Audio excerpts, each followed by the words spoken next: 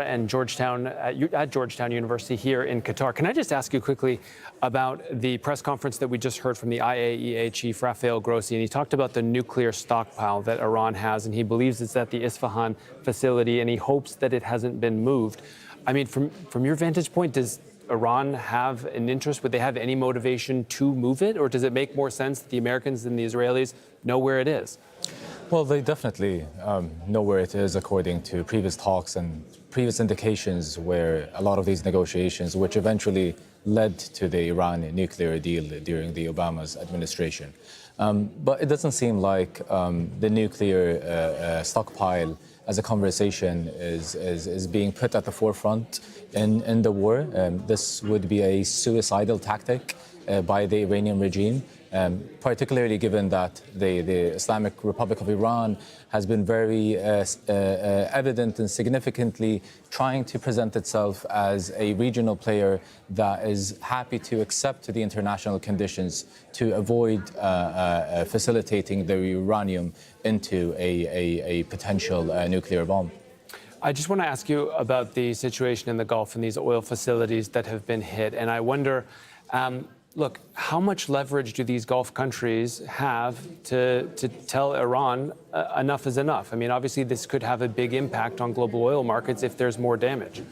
Well, the most important leverage that most of these GCC states can present before Iran and to ensure that it would limit some of the geopolitical consequences that it might face, including the ones that we're witnessing these days, is the diplomatic element and is the efforts these countries and the commitment they have presented towards becoming mediators that eventually led to the U.S. to postpone, but also to reconsider its strike, which unfortunately eventually took place and was conducted against Iran.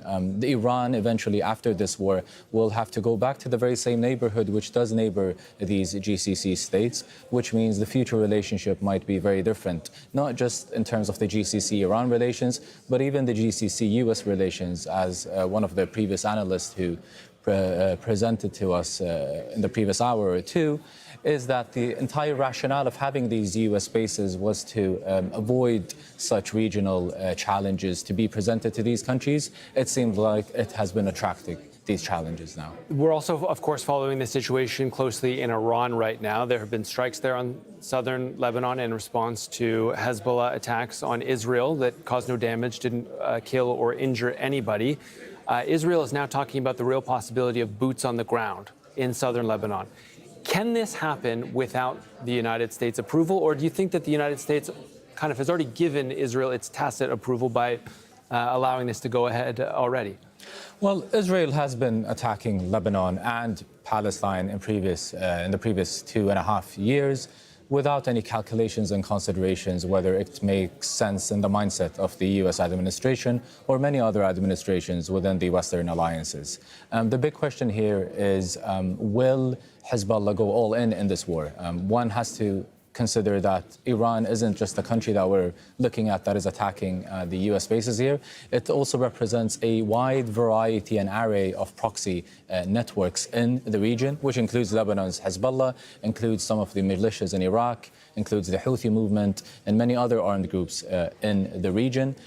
Which means that the war might be escalated and expanded if it were to be continued through some of these associates. Although the action or the reaction coming out of the armed wings affiliated with Iran within Iraq haven't indicated or reflected a strong response that usually is associated with Iran's previous acts in the region. All right, Zeidon Alkinani, we appreciate your insight. Thank you.